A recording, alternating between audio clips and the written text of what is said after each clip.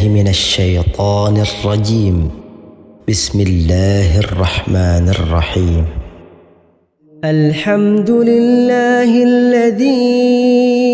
أنزل على عبده الكتاب ولم يجعل له عوجا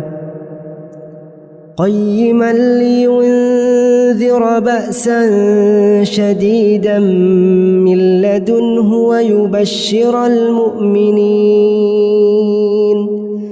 ويبشر المؤمنين الذين يعملون الصالحات أن لهم أجرا حسنا ماكثين فيه أبدا وينذر الذين قالوا اتخذ الله ولدا ما لهم به من علم ولا لآبائهم كبرت كلمة تخرج من أفواههم إن يقولون إلا كذبا فلعلك باخع نفسك على آثارهم إن لم يؤمنوا بهذا الحديث أسفا إنا جعلنا ما على الأرض زينة لها لنبلوهم أيهم أحسن عملا وإنا لجاعلون ما عليها صعيدا جرزا أم حسبت أن أصحاب الكهف والرقيم كانوا من آياتنا عجبا إذ أوى الفتية إلى الكهف فقالوا ربنا آتنا من لدنك رحمة وهيئ لنا من أمرنا رشدا فضربنا على آذانهم في الكهف سنين عددا ثم بعثناهم لنعلم أي الحزبين أحصى لما لبثوا أمدا نحن نقص عليك نبأهم بالحق إنهم فتية آمنوا بربهم وزدناهم هدى وربطنا على قلوبهم إذ قاموا فقالوا ربنا رب السماوات والأرض لن ندعو من دونه إلها لقد قلنا إذا شططا هؤلاء قومنا اتخذوا من دونه آلهة لولا يأتون عليهم بسلطان بين فمن أظلم ممن افترى على الله كذبا وإذ اعتزلتموهم وما يعبدون إلا الله فأووا إلى الكهف ينشر لكم ربكم من رحمته ويهيئ لكم من أمركم مرفقا وترى الشمس إذا طلعت تزاور عن كهفهم ذات اليمين وإذا غربت تقرضهم ذات الشمال وهم في فجوة منه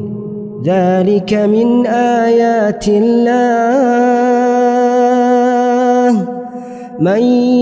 يهد الله فهو المهتد ومن يضلل فلن تجد له وليا مرشدا وتحسبهم أيقاظا وهم رقود ونقلبهم ذات اليمين وذات الشمال وكلبهم باسط ذراعيه بالوصيد لو اطلعت عليهم لوليت منهم فرارا ولملئت منهم رعبا وكذلك بعثناهم ليتساءلوا بينهم قال قائل منهم كم لبثتم قالوا لبثنا يوما أو بعض يوم قالوا ربكم أعلم بما لبثتم فابعثوا أحدكم بورقكم هذه إلى المدينة فلينظر أيها أزكى طعاما فليأتكم برزق منه وليتلطف ولا يشعرن بكم أحدا إنهم إن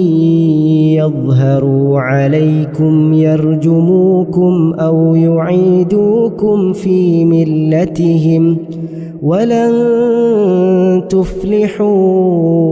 إذن أبدا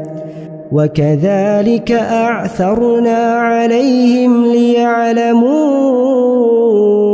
أن وعد الله حق وأن الساعة لا ريب فيها إذ يتنازعون بينهم أمرهم فقالوا ابنوا عليهم بنيانا ربهم أعلم بهم قال الذين غلبوا على أمرهم لنتخذن عليهم مسجدا سيقولون ثلاثة رابعهم كلبهم ويقولون خمسة سادسهم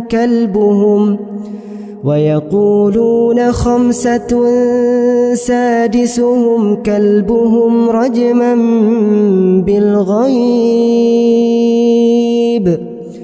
ويقولون 7 وثامنهم كلبهم قل ربي أعلم بعدتهم ما يعلمهم إلا قليل فلا تمار فيهم إلا مراء ظاهرا ولا تستفت فيهم منهم أحدا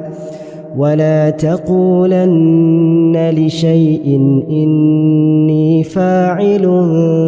ذلك غدا إلا أن يشاء الله واذكر ربك إذا نسيت وقل عسى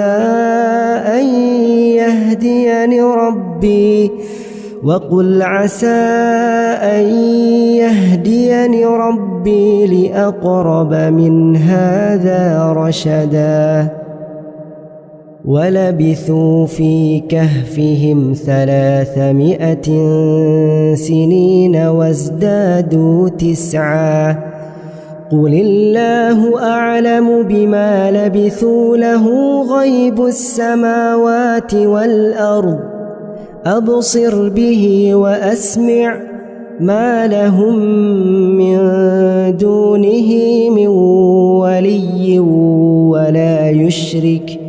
ولا يشرك في حكمه أحدا واتل ما أوحي إليك من كتاب ربك لا مبدل لكلماته ولن تجد من دونه ملتحدا واصبر نفسك مع الذين يدعون ربهم بالغداة والعشي يريدون وجهه ولا تعد عيناك عنهم تريد زينة الحياة الدنيا ولا تطع من أغفلنا قلبه عن ذكرنا واتبع هواه وكان أمره فرطا وقل الحق من ربكم فمن شاء فليؤمن ومن شاء فليكفر إنا أعتدنا للظالمين نارا أحاط بهم سرادقها وإن يستغيثوا يغاثوا بماء كالمهل يشوي الوجوه بئس الشراب وساءت مرتفقا إن الذين آمنوا وعملوا الصالحات إنا لا نضيع أجر من أحسن عملا أولئك لهم جنات عدن تجري من تحتهم الأنهار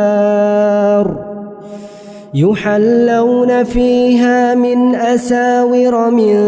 ذهب ويلبسون ثيابا خضرا من سندس واستبرق متكئين فيها على الأرائك نعم الثواب وحسنت مرتفقا واضرب لهم مثل الرجلين جعلنا لأحدهما جنتين من أعناب وحففناهما بنخل وجعلنا بينهما زرعا كلتا الجنتين آتت أكلها ولم تظلم منه شيئا وفجرنا خلالهما نهرا وكان له ثمر فقال لصاحبه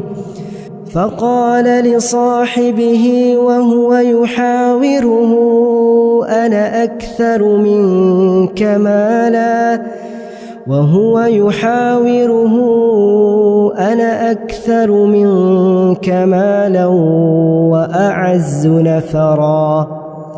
ودخل جنته وهو ظالم لنفسه قال ما أظن أن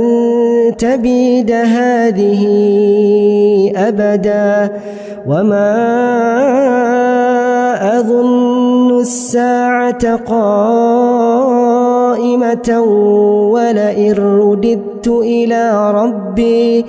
ولئن رددت إلى ربي لأجدن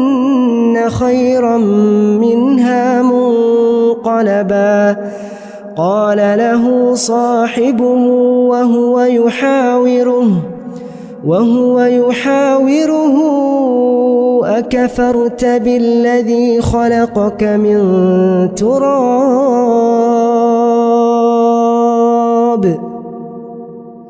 أكفرت بالذي خلقك من تراب ثم من نطفة ثم سواك رجلا لكن هو الله ربي ولا أشرك بربي أحدا ولولا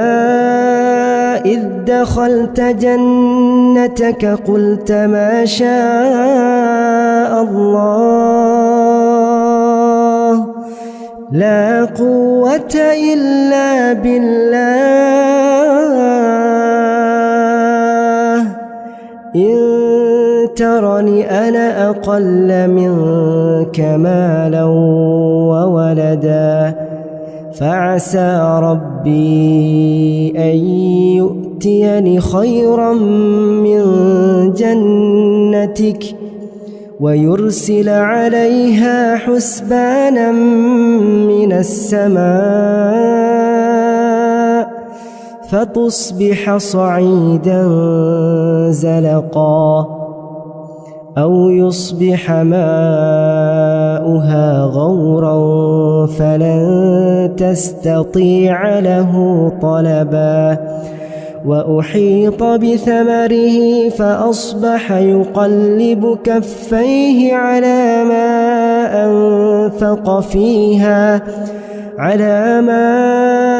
أنفق فيها وهي خاوية على عروشها ويقول يا ليتني لم أشرك بربي أحدا ولم تكن له فئة ينصرونه من دون الله وما كان منتصرا هنالك الولاية لله الحق هو خير ثوابا وخير عقبا واضرب لهم مثل الحياة الدنيا كماء إن أنزلناه من السماء فاختلط به نبات الأرض فأصبح هشيما تذروه الرياح وكان الله على كل شيء مقتدرا المال والبنون زينة الحياة الدنيا والباقيات الصالحات خير عند ربك ثوابا وخير أملا ويوم نسير الجبال وترى الأرض بارزة وحشرناهم فلم نغادر منهم أحدا وعرضوا على ربك صفا لقد جئتمونا كما خلقناكم أول مرة بل زعمتم أن لن نجعل لكم موعدا ووضع الكتاب فترى المجرمين مشفقين مما فيه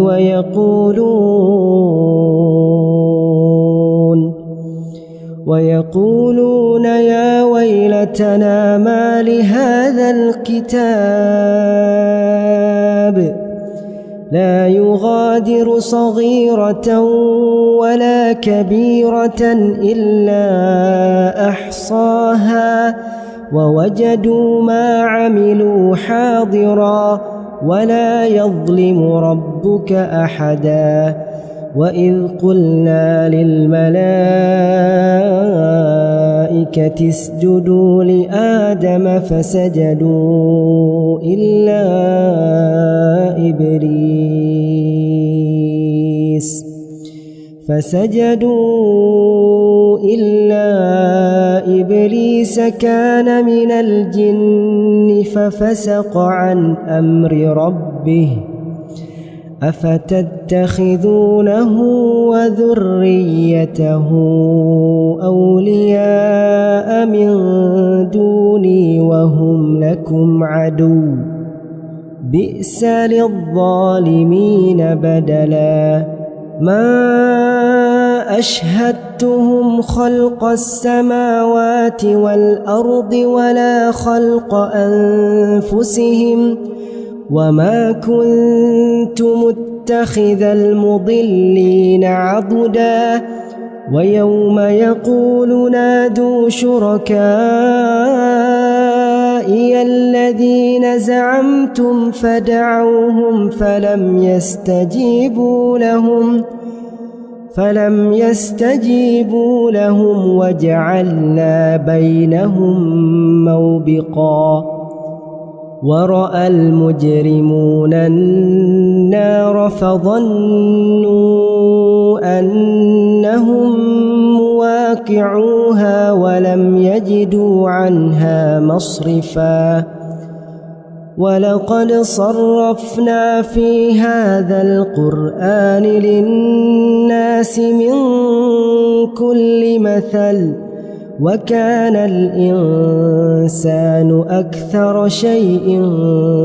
جدلا وما منع الناس أن يؤمنوا إذ جاءهم الهدى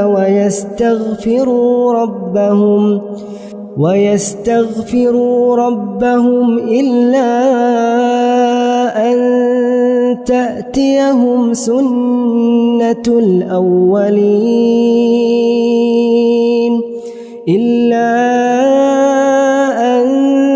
تأتيهم سنة الأولين أو يأتيهم العذاب قبلا وما نرسل المرسلين إلا مبشرين ومنذرين ويجادل الذين كفروا بالباطل ليدحضوا به الحق واتخذوا آياتي وما أنذروا هزوا ومن أظلم ممن ذكر بآيات ربه فأعرض عنها ونسي ما قدمت يداه إنا جعلنا على قلوبهم أكنة أن يفقهوه وفي آذانهم وقرا وإن تدعهم إلى الهدى فلن يهتدوا إذن أبدا وربك الغفور ذو الرحمة لو يؤاخذهم بما كسبوا لعجل لهم العذاب بل لهم موعد لن يجدوا من دونه موئلا وتلك القرى أهلكناهم لما ظلموا وجعلنا لمهلكهم موعدا وإذ قال موسى لفتاه لا أبرح حتى أبلغ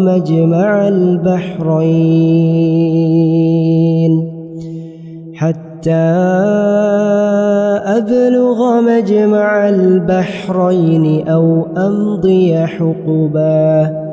فلما بلغا مجمع بينهما نسيا حوتهما فاتخذ سبيله في البحر سربا فلما جاوزا قال لفتاه آتنا غداءنا لقد لقينا من سفرنا هذا نصبا قال أرأيت إذ أوينا إلى الصخرة فإني نسيت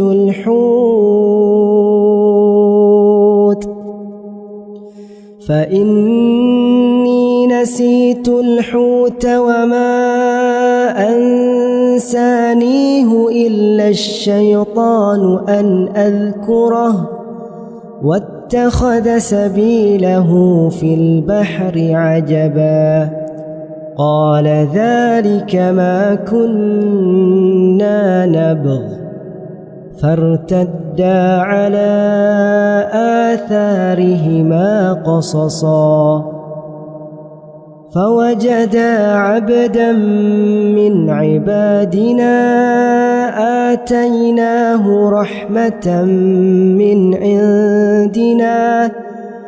آتيناه رحمة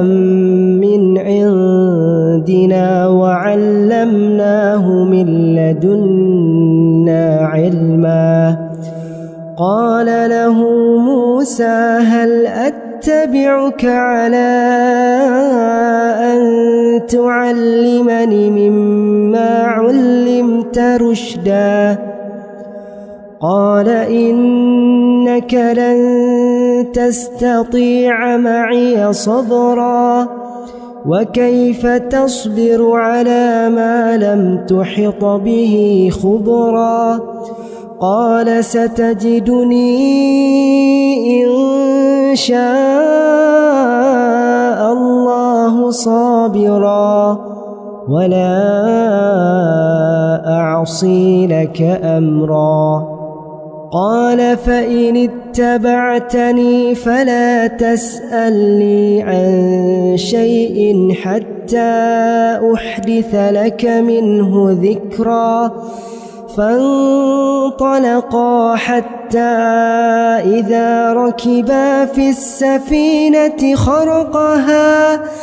قال خرقتها لتغرق أهلها لقد جئت شيئا إمرا قال ألم أقل إنك لن تستطيع معي صبرا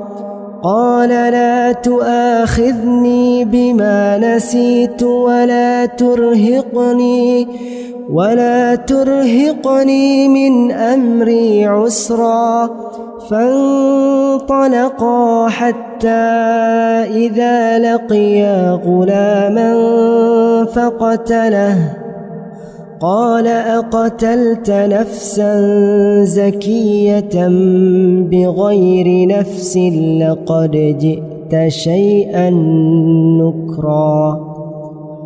قال ألم أقل لك إنك لن تستطيع معي صبرا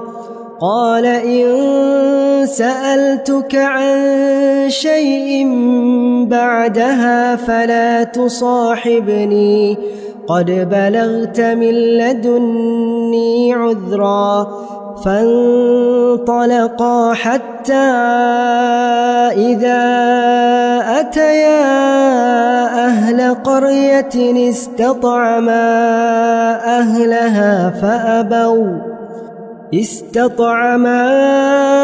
أهلها فأبوا أن يضيفوهما فوجدا فيها جدارا يريد أن ينقض فأقامه قال لو شئت لاتخذت عليه أجرا قال هذا فراق بيني وبينك سأنبئك بتأويل ما لم تستطع عليه صبرا أما السفينة فكانت لمساكين يعملون في البحر فأردت أن أعيبها وكان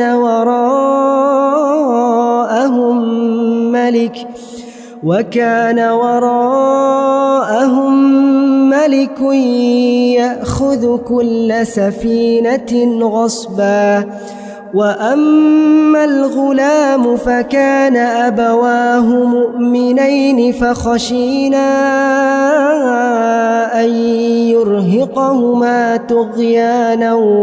وكفرا فأردنا أن يبدلهما ربهما خيرا منه زكاة وأقرب رحما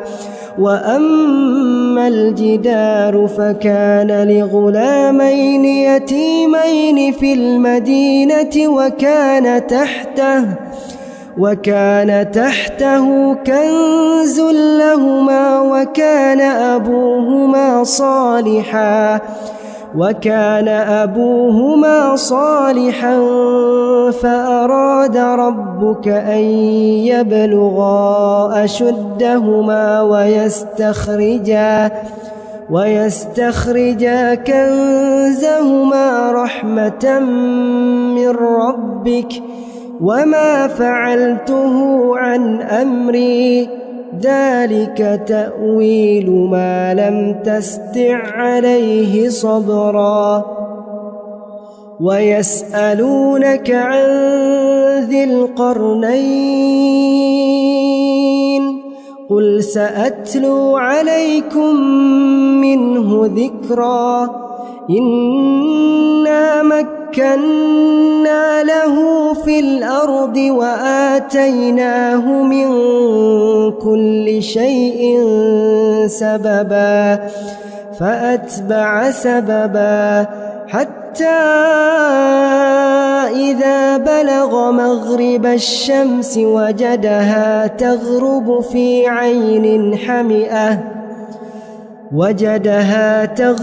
في عين حمئة ووجد عندها قوما قلنا يا ذا القرنين إما أن تعذب وإما أن تتخذ فيهم حسنا قال أما من ظلم فسوف نعذبه ثم يرد إلى ربه فيعذبه عذابا نكرا وأما من آمن وعمل صالحا فله جزاء الحسنى وسنقول له من أمرنا يسرا ثم أتبع سببا حتى إذا بلغ مطلع الشمس وجدها تطلع على قوم لم نجعل لهم من دونها سترا كذلك وقد أحطنا بما لديه خبرا ثم أتبع سببا حتى إذا بلغ بين السدين وجد من دونهما قوما لا يكادون يفقهون قولا قالوا يا ذا القرنين إن يأجوج ومأجوج مفسدون في الأرض فهل نجعل لك خرجا على أن تجعل بيننا وبينهم سدا قال ما مكني فيه ربي خير فأعينوني بقوة أجعل بينكم وبينهم ردما آتوني زبر الحديد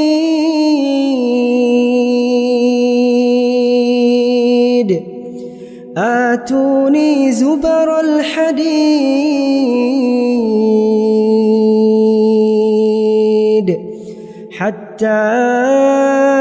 إذا ساوى بين الصدفين قال انفخوا حتى إذا جعله نارا قال آتوني أفرغ عليه قطرا فما استطاعوا أن يظهروه وما استطاعوا له نقبا قال هذا رحمة من ربي فإذا جاء وعد ربي جعله دكاء وكان وعد ربي حقا وتركنا بعضهم يومئذ يموج في بعض ونفخ في الصور فجمعناهم جمعا وعرضنا جهنم يومئذ للكافرين عرضا الذين كانت أعينهم في غطاء عن ذكري وكانوا لا يستطيعون سمعا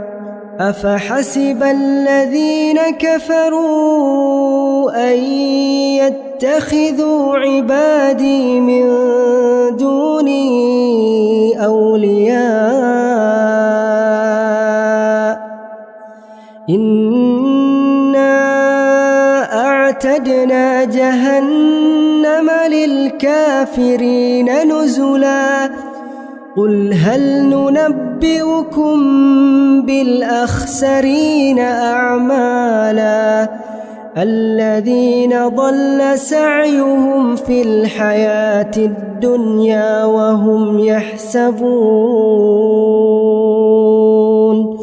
وهم يحسبون أنهم يحسنون صنعا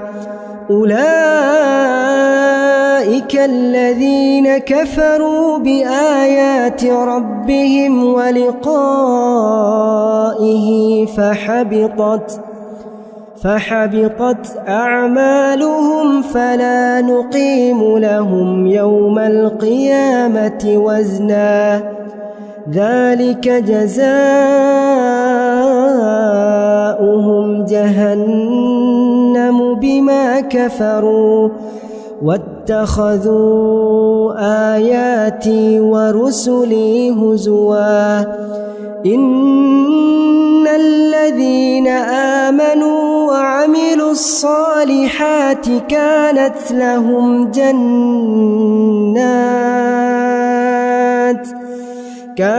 لهم جنات الفردوس نزلا خالدين فيها لا يبغون عنها حولا قل لو كان البحر مدادا لكلمات ربي لنفد البحر قبل أن تنفد كلمات ربي ولو جئنا بمثله مددا قل إنما أنا بشر مثلكم يوحى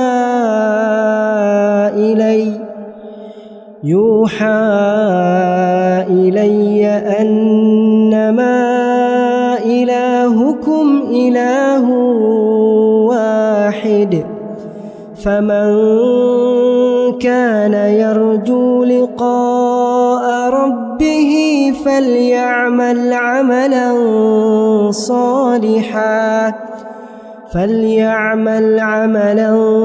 صالحا ولا يشرك بعبادة ربه أحدا.